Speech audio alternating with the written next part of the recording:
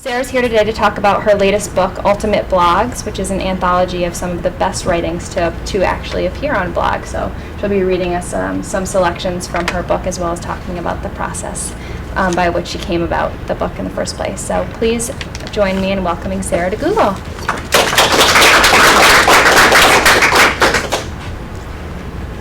Thank you. It's great to be here. This is like coming to the mothership for me. It's like unbelievable that there are real people here, and it's just exciting to actually see what Google is in people terms.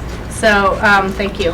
And I'm going to talk a little bit about this very strange project, which I think is still kind of controversial on the web, which is turning a bunch of blogs into a book, and many people have asked, like, why would you ever do this? I mean, if there's anything that's bloggy, it certainly doesn't go in a book, and if there's anything that goes in a book, well, it's really not that bloggy. So I want to take you back maybe 3 or 4 years to when I was the New York Times first, and as far as I know, last web critic. Around early 2006, the Times decided that it no longer wanted to be a critic of the web, which is what my job was, but rather to sort of dive into the blogging world and, leave the sinking ship that is the newspaper world, I guess, or find some life rafts anyway. So in 2005, I was still a web critic and writing pieces like there was a mini version of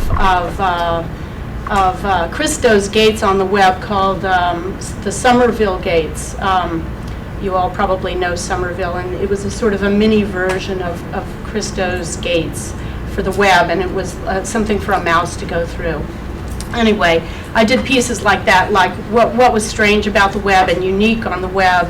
And among the topics that I covered was Post-Secret, which at the time wasn't as wildly popular as it is now, but I did a whole bunch of pieces about confessional websites and why some of them work and why some of them don't work. And an editor at Vintage saw this piece that I wrote largely about Post-Secret, which is, do all of you know what Post-Secret is? Yeah, one person. It's like one of the most famous websites where people take a picture of a postcard that they've made with a confession on it, and they're very artful and entertaining, and they've got a sort of cohesion that you don't usually find on websites. So an editor at Vintage found this and said, how would you like to put together an anthology of blogs? And I thought, oh my God, what a horrible idea. I mean, it's just, I thought about it, and the more I thought about it, the more I thought, well, why shouldn't this work? I mean, today there are like about 100 million blogs, and it shouldn't be really any problem to just grab a bunch of them and throw them in a book. And every self-respecting newspaper, every magazine has blogs, and there've got to be some that are going to work in a book. But the more I looked, the less I found. I started thinking about it, and started thinking about blogs and books and why they don't work. And these were some of my thoughts. The first thing I thought was links are the problem. Well, you all know what links are. Who am I talking to, right? But it wasn't just links. It's the whole culture of linky writing, composing on the fly, grabbing and posting things that really aren't yours, whatever you want, making weird, unexplained connections, and all these things that are so anti-book-like. There's jumping around. A lot of bloggers really don't do much writing at all. They just take what other people have written and say, read this, but seriously, this is lame, can you believe this? And a lot of bloggers like to begin their thoughts in medias res, or as I like to say, in medias cres, and they just don't care if they leave you in the dust. They're not responsible for your education. They are, as Mark Lieberman, who was one of the founders of the blog Language Log, put it, like Plato. Here's a little bit of Plato's Republic, which will tell you what I'm talking about. I went down yesterday to the Piraeus with Glaucon, the son of Ariston, to pay my devotions to the goddess, and also because I wished to see how they would conduct the festival, since this was its inauguration. Wait a second, who is Ariston? What goddess? What festival? Now here, for comparison's sake, is a passage from a mommy blog called Julia. Here be hippogriffs. This will have to be quick. Vite, aprisa, I went to blog her. It was rather fun and rather ridiculous, and I'm quite glad I went, although I do not know if I would ever go again.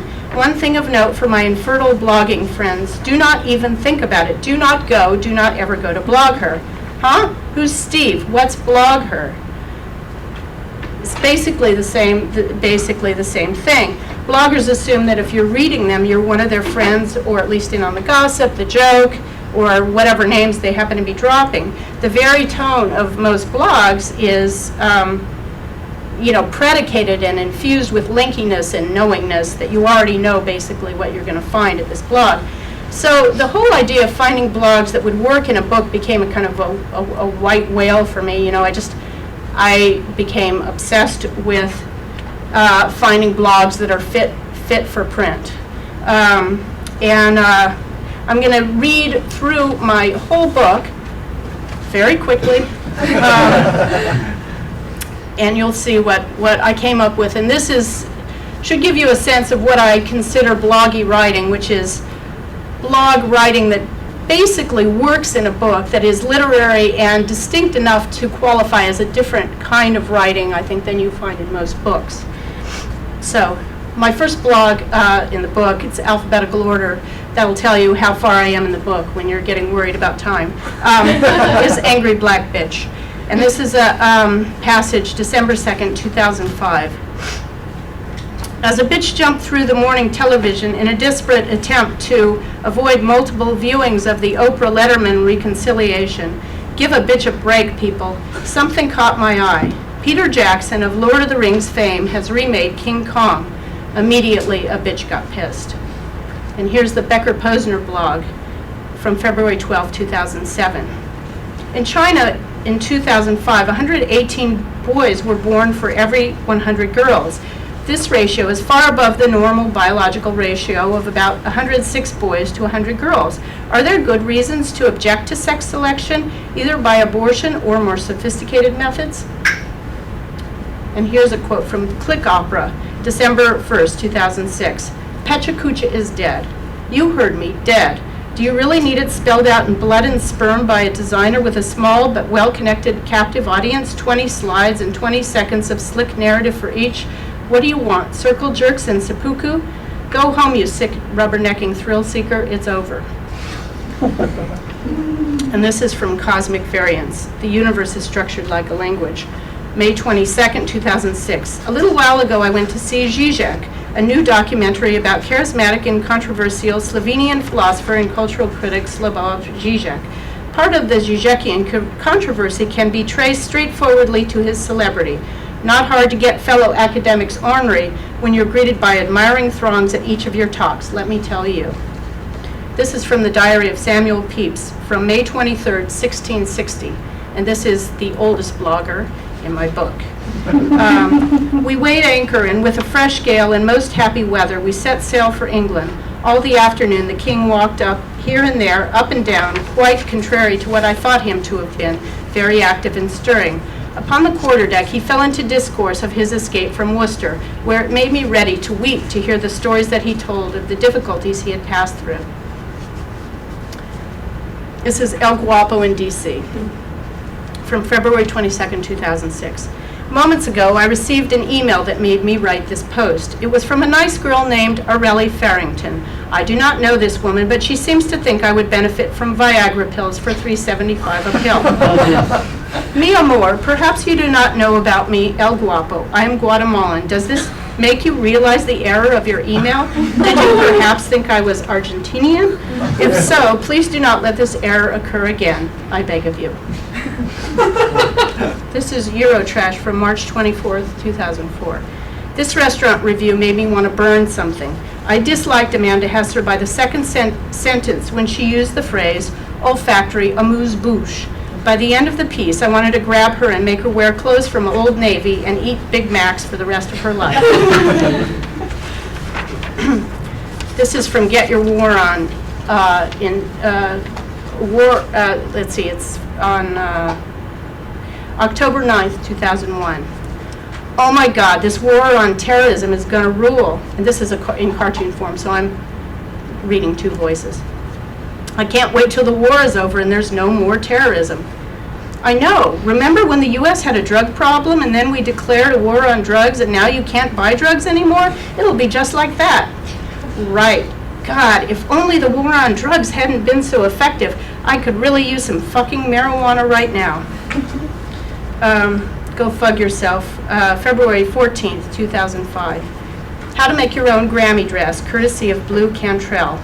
Find your grandmother's old shawl. You know, the one she used to wear when she rocked you to sleep as a baby and which was left to you in her will. Cut that shit up. If a garment doesn't look like a feral cat mauled you on the way to the party, it's no good.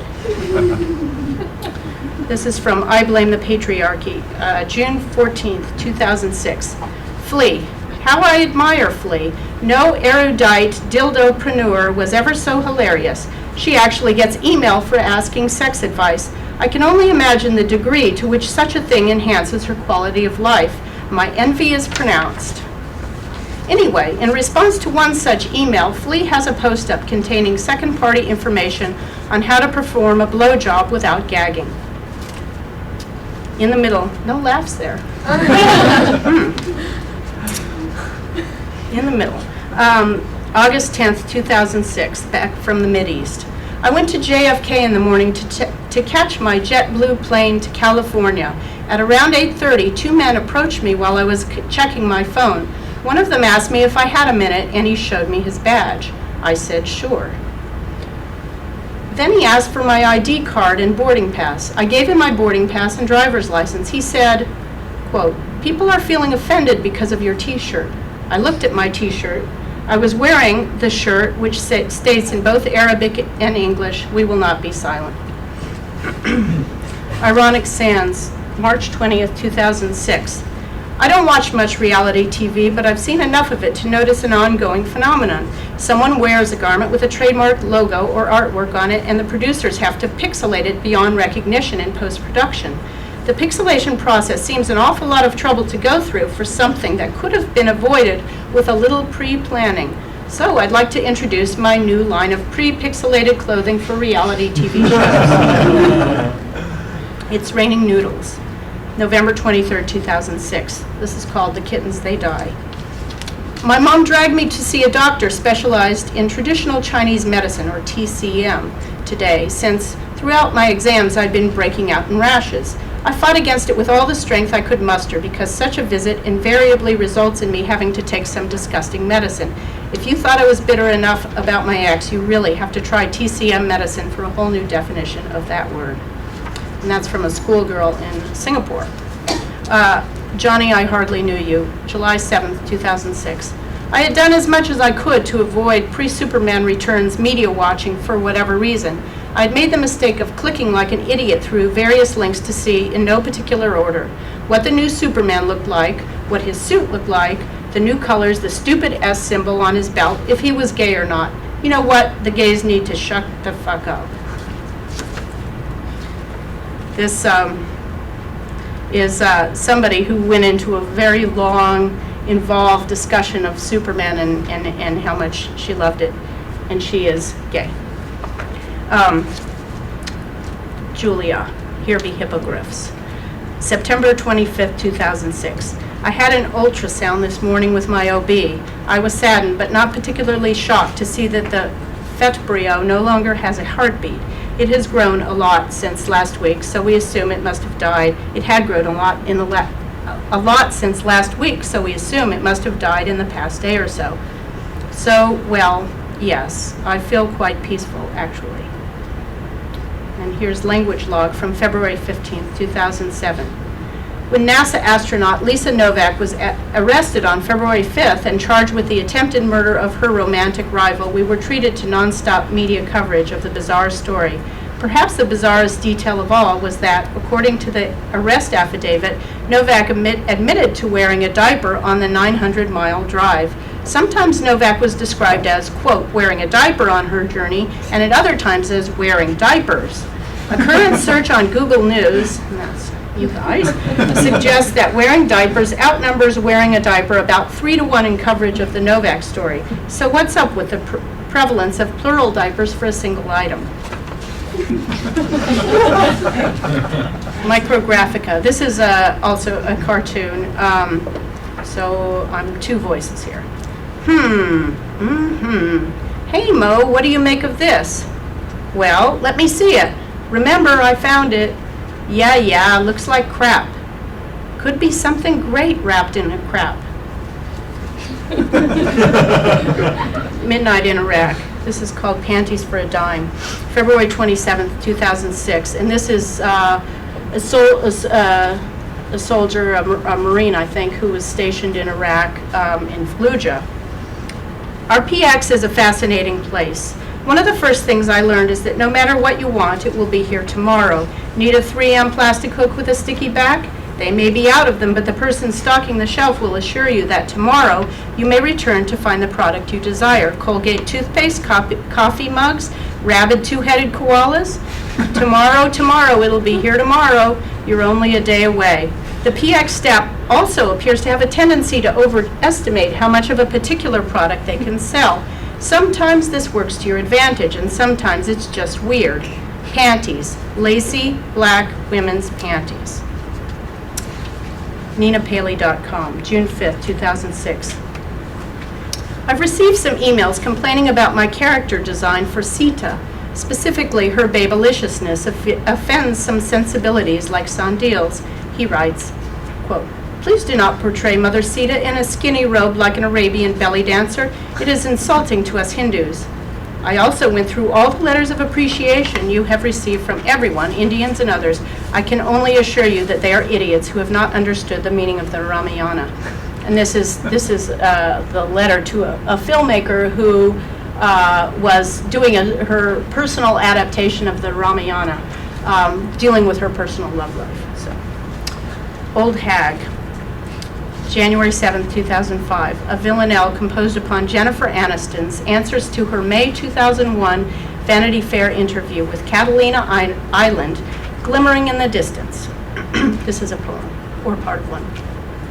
This was just very much meant to be. There was something very familiar about it, but you just never know what will be, will be. I didn't have a fantasy of what marriage would be like. I had no idea.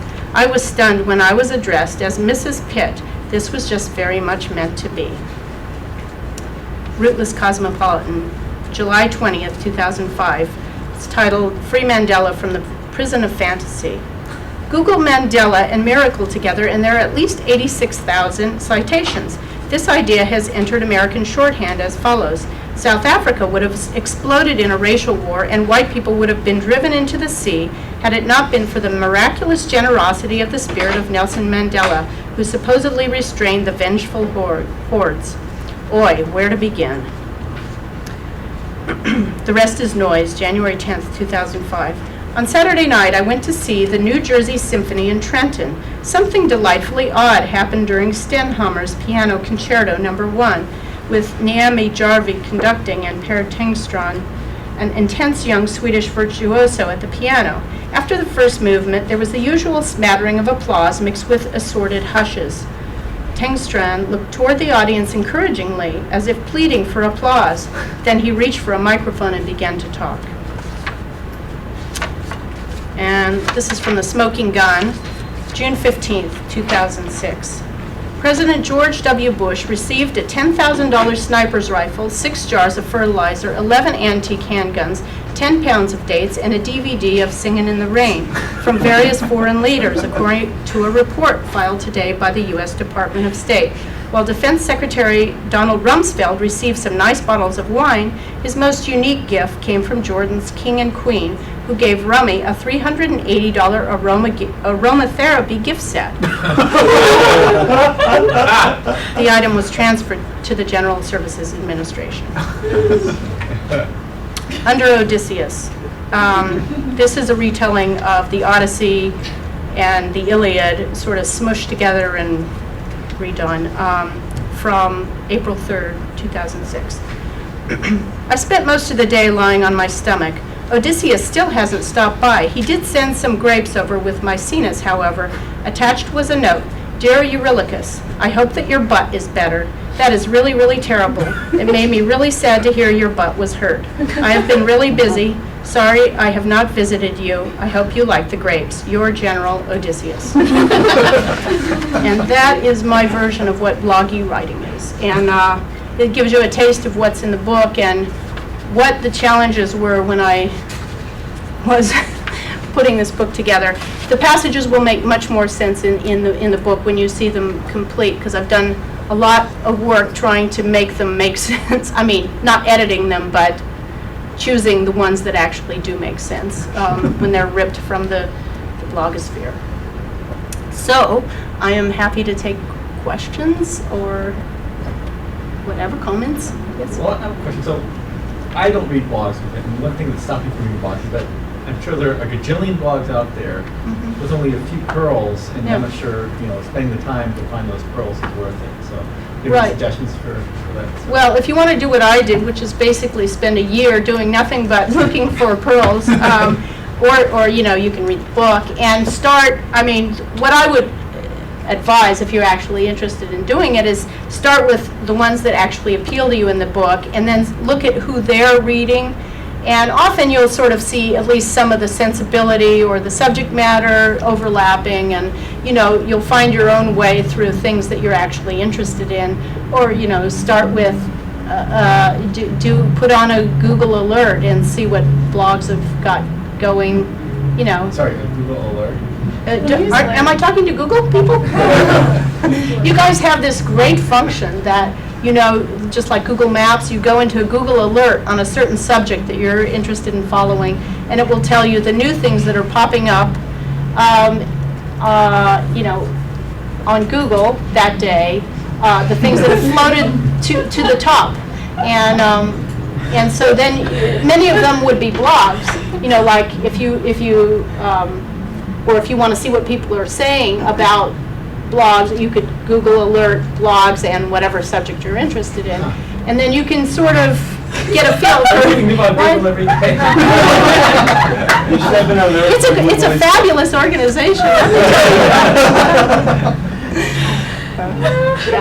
It seems like a lot of prominent bloggers are moving into traditional media jobs, working for newspapers, working for magazines, and just the fact that you've written a book about blogs, it seems like, and highlighting great blog writing, it seems like bloggers have really started to be viewed as legitimate writers and not just kind of this fringe group necessarily, and that it's also a great way for young people who want to go into journalism or go into writing to start that way. So I was just wondering what you thought about where that was going to go in the future.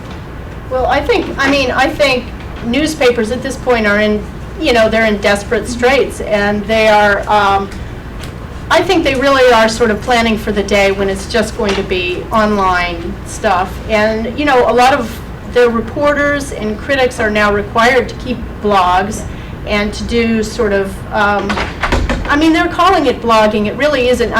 Reputable news organizations would not allow this sort of language that's in this book, or the kind of opinions that I think basically what, like the blogs at the Times are doing, is what I would call real-time reporting, where they're just,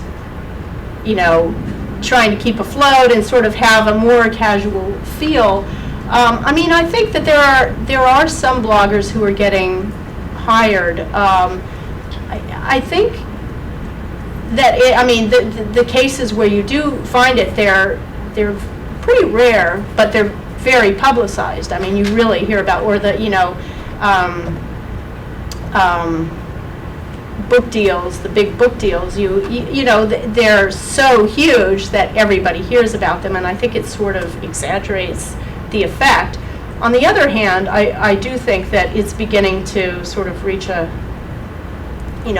velocity that it really, they're beginning to be more like each other. And I think some of the sort of bloggy tone that you see, like in this book or on the web now, is also actually going to start changing a little bit as people, want to be picked up by more mainstream sources, or as more of the blogs that people read actually are part of newspapers or magazines. The tone, I think there's going to be a kind of leveling out of the two worlds, and they're going to meld more, I would think. But also it's a cheap way to get reporting. Yeah. I just have another question regarding to the intersection of blogs and newspaper. Actually, two questions. The first would be, do you feel that newspaper blogging or real-time reporting, whatever you want to call it, do you think that that's going to save the newspaper industry? And then second question is just, can you speak to your experience as a web critic? What exactly did that entail at the New York Times? Well, I can, I don't know. I don't know what's going to save newspapers. I mean, I think newspapers are in a very strange position now because they want to be more like blogs, but blogs really depend for their survival on newspapers. I mean, they need something to trash, and they need something to quote, and they need, stuff that they can bump up against. And I think just blogs, bouncing off of blogs, is actually not going to be all that interesting. But, I mean, if there's more reporting that goes on in blogs, I think, that will change, and it will, yeah, I mean, I think that they have to go that way. They've lost so much in advertising, and, I mean, you guys have got all the ads,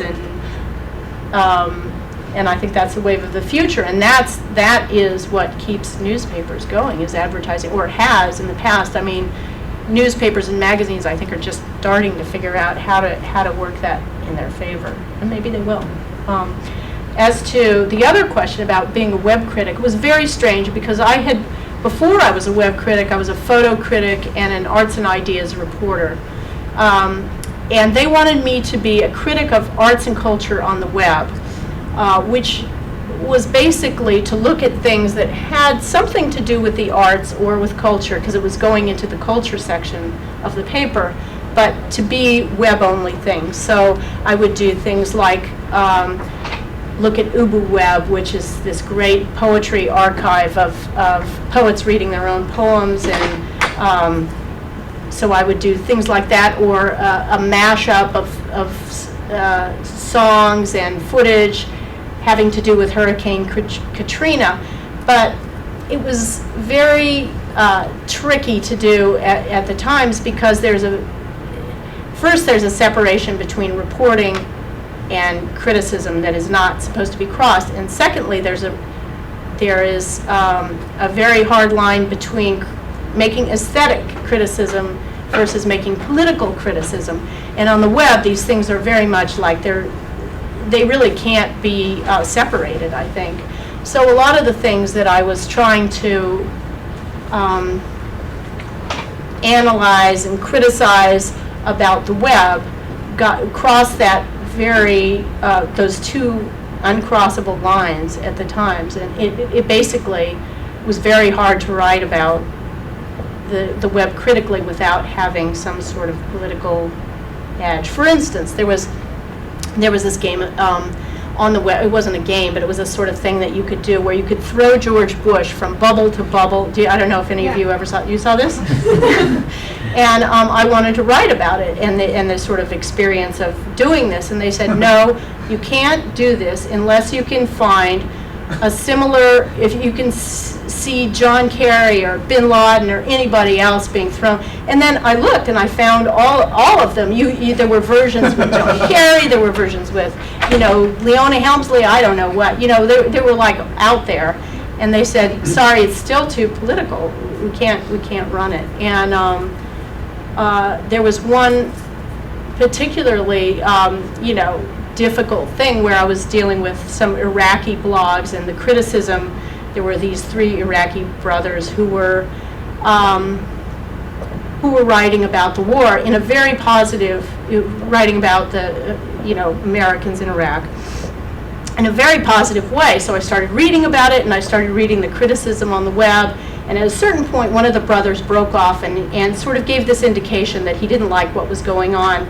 And a lot of the criticism on the web had to do with, are these sort of these government plants trying to make these Iraqi bloggers make it seem like a lot of Iraqis are, you know, for the war and think that it's all going great. And I have never seen so much hate mail, hate calls, hate. And part of it, I think, really had to do with the problem of just how to deal with criticism of the web.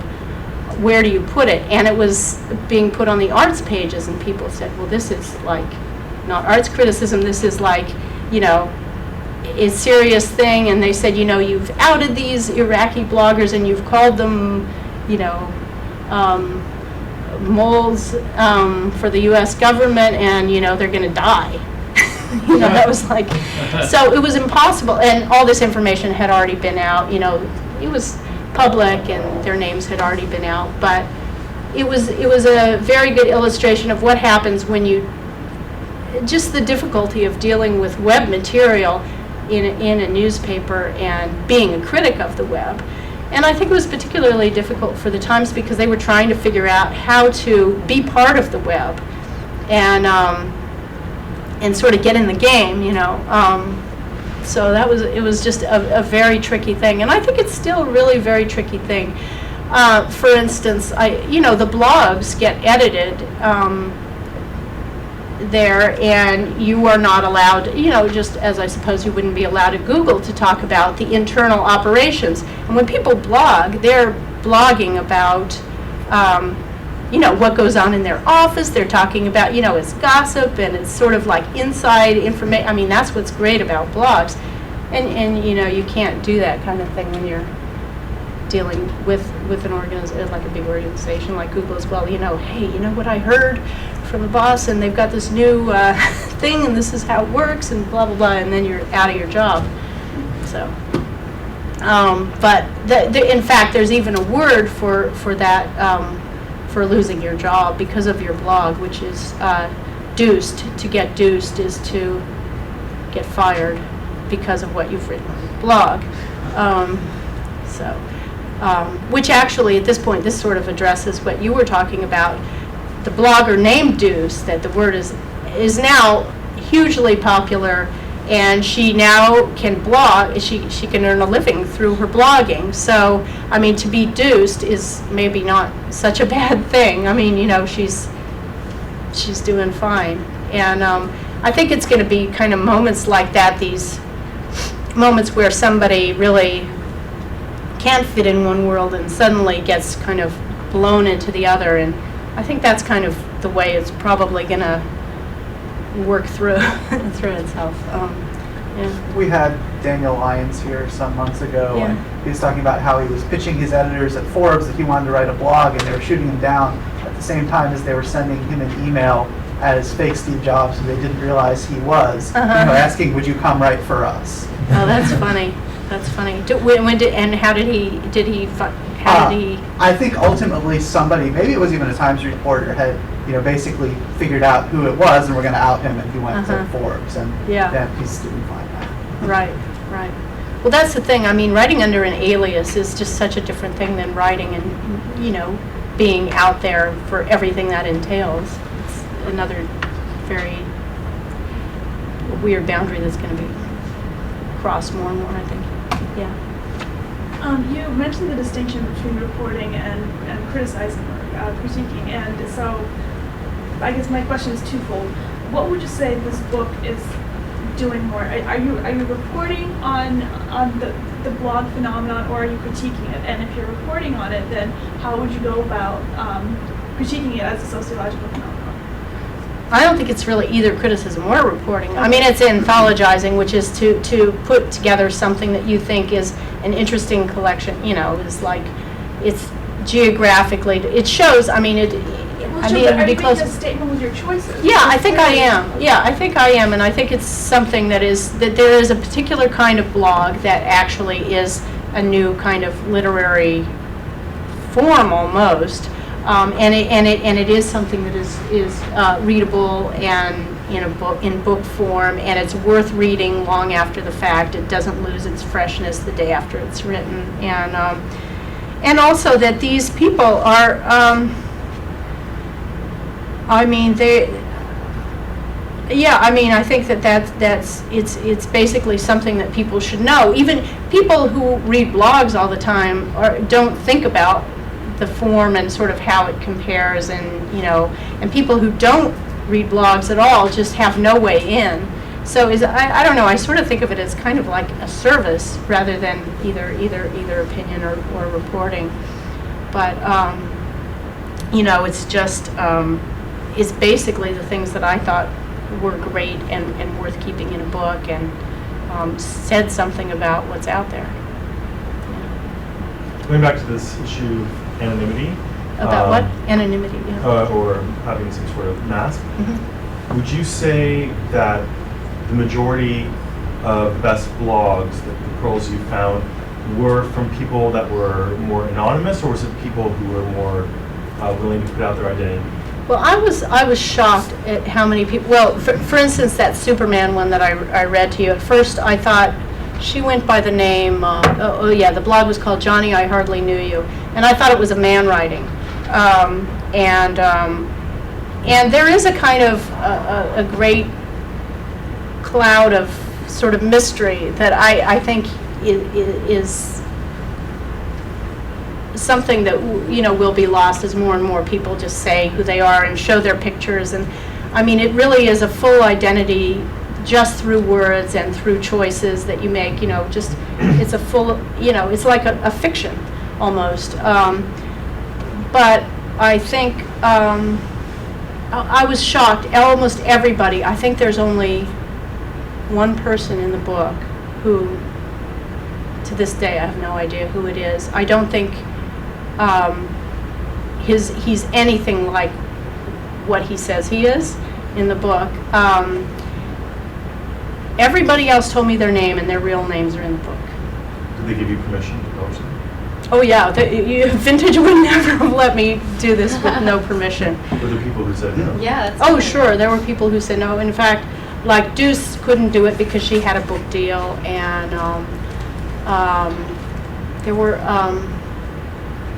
there weren't a lot of people who said no. And most people, I mean, bloggers, especially the really intelligent ones who already have sort of writing, a lot of these people would be writers whether they were bloggers or not. And they're really savvy about stuff, and they've kept, they keep the rights, and even if they give you the right to publish, they really read the contract and made sure that they still own everything, and that Vintage has, this is where their rights stop pretty much. So, I mean, a lot of people have used blogs to launch their writing careers, and it's a great way, if you're really starting out of getting I mean, if you really are a good writer, probably you will have, with most of these, they're not like as well known as Deuce, for instance, or as The Smoking Gun, which really isn't a blog actually, or Get Your War On. They're mostly lesser known. And almost every one of these had a moment this moment in the sun when they did something that was just outrageous and passed along like wildfire. And I just happened to be doing my research then, and would, sort of see something and say, hey, what's this? And then I would read, the rest of the blog and sort of see that, this is really somebody who's a writer and should be read in a book. Yeah. When you uncover someone who seems interesting, how do you get to know them and what they're about? Do you go back to the beginning and start from there, or do you just kind of dive right in wherever you want? When I see somebody that I like? Like a blogger. Well, what you mean for this book? How did I do it? Or just for your in general? research? I guess, you start whatever's getting passed around or whatever post is particularly hot. I'd read that, and if it was interesting, I might read what led up to it, and then read the first post and then sort of try to find what was essential or, I really jump around a lot. I'm still a very eclectic blog reader. I mean, I'll check in on these bloggers every now and then to just see where their lives are, what they think of something. They're just such strong voices and such strong presences that I kind of want to see where they are, on this issue or in their life or whatever. And yeah, so but I also, just follow links during, depending on what the news is or whatever. And I'm just incredibly eclectic and all over the place. Was there any blogger feedback from the people who wrote the blogs when your book came out? Yeah, people liked it. I mean, I think people were really psyched to see, and they were really happy with their company. And yeah, for the most part, but not I don't think I heard from everybody, but people were thrilled by and large. Yeah, so it's very gratifying to hear from them. I mean, I think these people really are. I mean, when you're dealing with them from a newspaper point of view, they are like snipers. They are like scary. But once you get into because they're out there looking for material, looking for people to shoot down so that they will get noticed. And it's very different when you encounter them in this way, sort of from the inside, looking at how it kind of fits into to the rest of what they do. They're kind of brave in a way, and I mean, I kind of can't, I've tried to start blogs myself, and I find it is very daunting to be that exposed. Even if you have an alias, I think somebody's going to figure this out, and kids, they have their blogs, and they don't have any shame or any fear about what trail, what e-trail they're leaving behind them, which I think, maybe it's not going to be an issue. Maybe everyone will have so much that they're dragging behind them, their whole high school love lives and, whatever, drinking, drugs. But, yeah, I don't know. I find it amazing that people are out there. And I know parents who will not check out their children's blogs because they think it's basically their diary, even if it is totally public. And they sort of, there's this very strange, that it's very intimate and private, and on the other hand, anyone can see it. And I think that's what partly accounts for the kind of tone difference, is that very strange mix. Yeah. So, any other questions or comments? Great. Well, thank you so much for coming.